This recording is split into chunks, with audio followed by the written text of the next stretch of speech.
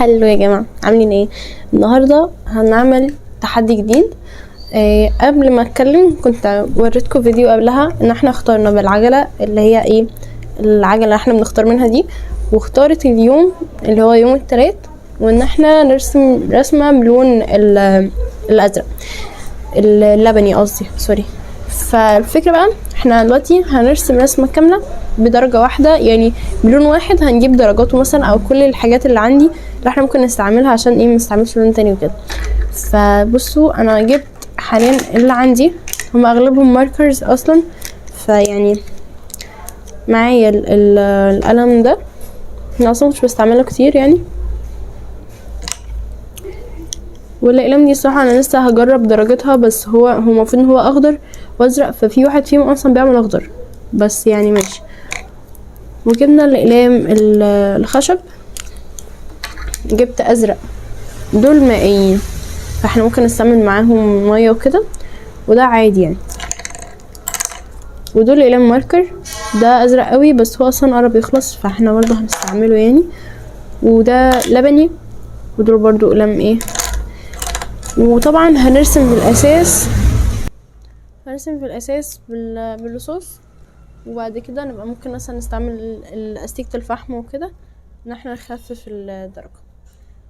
فتعالوا بقى، المهم انا ظبطت الورقة، احنا بنستعملين كراسة بذور، هي اصلا قربت تخلص، فاحنا عايزين نخلصها مثلا في تحدي وكده يعني.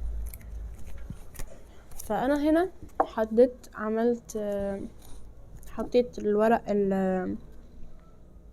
مش فاكرة اسمه بجد، هبقى اكتب اسمه، المهم يعني. وحطيت اللي هي الفواصل دي، قلت هعمل شكل هرسم عليهم مثلا اي حاجة، وانا هملي الورقة دي رسومات هنلونها كلها بالاقلام اللي هو اللون الازرق او اللبني اللي معانا، وممكن نحددهم بالاقلام السوداء، جايبه اقلام سوداء. ولو حبينا نحط لمسات بسيطة هنحط بالقلم اللي هو الابيض اللي هو الجيل. وبس احنا هنثبت دلوقتي الورقة بالدبوس عادي، وهنجيب صورة من على بنترست، ممكن هنجيب كذا صورة يعني، بس يعني هنجيب اول صورة هنرسمها.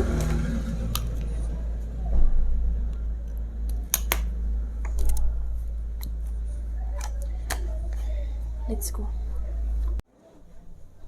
انا اخترت الرسمة دي بس هي طبعا لونها اخضر، فاحنا ايه هنحاول نرسم حاجة شبهها اصلا، وهنغير احنا اللون بتاعها عادي جدا يعني. فليتس جو بقى.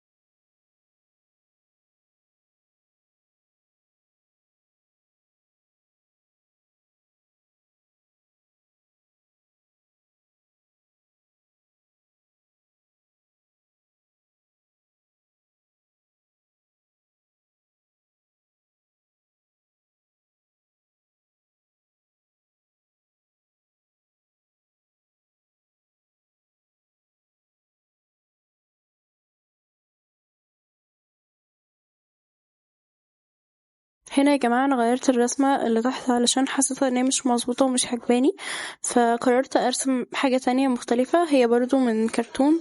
الرسمة كلها كانت عبارة عن حاجات من انمي او كرتون او مثلا اشكال كده اللي هو تكون شكلها يعني لذيذ وروش في نفس الوقت كده.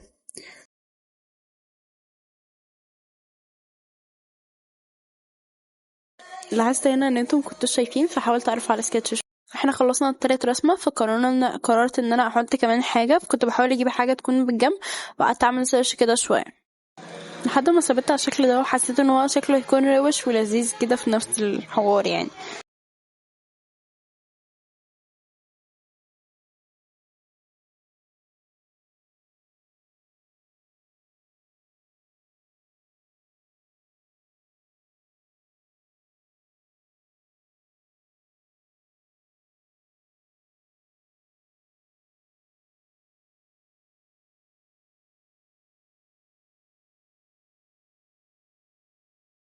خلصنا رابع شكل وقررت كمان ان انا هجيب شكل كمان برضو من كرتون او حاجة، فلقيت الشكل ده وحسيت ان هو يكون لذيذ لايق على المكان فوق كده يكون شكله حلو، وفي نفس الوقت هو اصلا كان متلون بلون البنفسجي فكان هيبقى الدرجة تكون كويسة لو عملنا عليه الازرق برضو.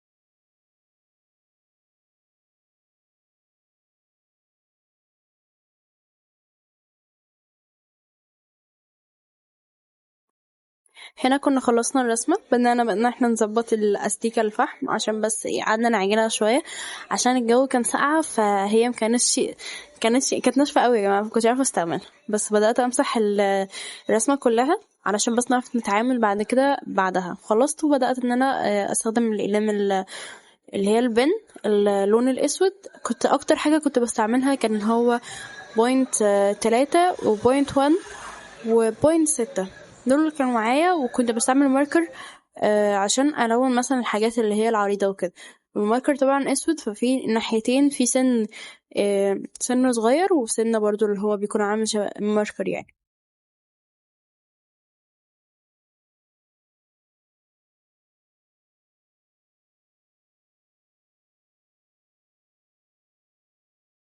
اللي عجبني قوي في الرسمه يا جماعه ان هي فعلا كانت لذيذه قوي ان انت تستعمل لون واحد بدرجاته بس، فانت اللي هتقعد تتحكم في ان انت تغمق وتفتح. فانا كنت حابه الموضوع قوي ده عشان حسيته ان انا كان يعني ما مسكتش برضو الالوان من زمان قوي، فانا برضو يعتبر ما كنتش بستعمل الالوان، انا كنت بستعمل الالوان الجاف واللي هي الوان التحديد وكده، والاقلام اللي هي برضو تحديد اللي هي الماركر. فما كنتش بستعمل الوان قد كده غير بس في حاجات بسيطه لما استعملت الاقلام الخشب. انا كنت اخدت بريك الصراحه فرجعت تاني عشان ابدا اكمل. كنت بوريكم في اول الفيديو ان انا بستعمل الماركر والاقلام اللي هو البان الاسود الدرجات اللي انا بستعملها يعني. ولو حابين تعرفوا الدرجات بالظبط قولولي ابعتولي على الانستجرام بتاعي وانا هقول لكم ان شاء الله كل تفاصيل يعني. هنا بقى انا كنت بدات احدد الحاجات وحاولت اوريكم.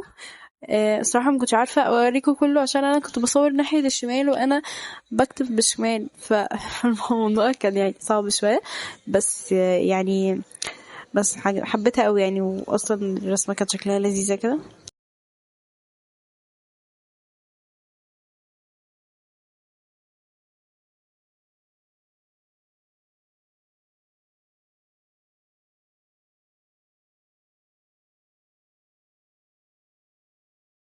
زي ما انتم شايفين انا بعد ما بخلص بالتحديد برجع امسح بالاستيكه العاديه في بريكاستل، ما بمسحش بالاستيكه الفحم تاني لان كاول كده استيكه الفحم بتمسح طبقه بسيطه ما بتمسحش الرصاص كله.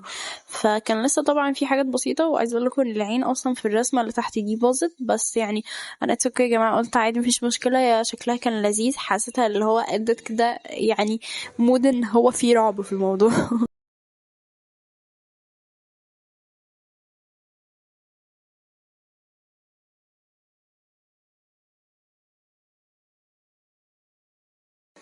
اكتشفت ان انا لازم اطلب الاقلام الماركر عشان ابدا اتعامل معاها، لان انا حرفيا مكنتش عارفه اصلا اتعامل مع القلم الاسود بس اللي هو العادي بتاعنا.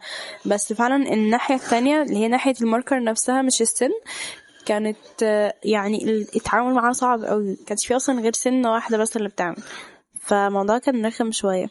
بس انا كنت بحاول ان انا ارسم بقى لون الشخصيه وبحاول اعمل لها لقيت القلم اصلا يا جماعه بيخلص، بس يعني رسمتها عشان كده عدت عليها تاني بالقلم الخشب.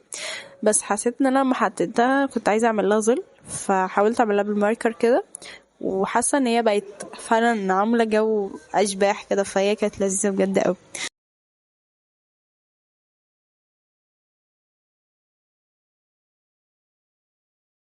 بدأت أحدد في الشخصية اللي فوق، فوانا بحدد اكتشفت كده، يعني حسيت لي وهلة كده ان انا عايزة اعمل النص ده يكون اسود والنص التاني يكون بالابيض. فبدأت استعمل القلم الجل الابيض، ويا جماعة انا بجد بقالي زمان جدا مش فاكرة كنت بستعمله ازاي اصلا. بس حاولت ان انا اعمل الحاجات التانية. هو اللون ما كانش ظاهر على فكرة قوي، عشان كان لسه القلم كان ناشف، وطبعا ما استعملتوش من زمان قوي. بس حاولت ان انا يعني ايه بعدها ان انا استعمله، ومش عارفه، حاسه ان هي شكلها روش شويه. بس الوش التاني اللي كان بالابيض ما كانش ظاهر قوي. بس يا جماعه انا خلصتها اصلا. بس كده يا جماعه خلصتها، وانا ما جربتش حاجه من نفس الستايل ده من زمان قوي قوي قوي قوي يعني. فحاسه ان هي لذيذه، وكمان تلوين حاولت ادخل حاجات ملهاش علاقه ببعض كده. تجربه جامده يا جماعه. عايزين بقى نشوف المره الجايه ممكن نختار سوا على ابلكيشن تاني، نختار لون واليوم اللي هنرسم فيه ونرسمها سوا. ممكن نعملها لايف وممكن ننزلها ستوري، بس حاسه ان انا عايزه اعمل لايف معاكم على تيك توك، فانا ممكن اعملها ان شاء الله تكون لايف. ونرسم سوا يعني على حسب اللون اللي هيظهر لنا، او ممكن النهارده بالليل نعمل واحد. فبس متنسوش بقى تعملوا لايك واشتركوا في القناه، ونجيلكوا في تحدي جديد. باي.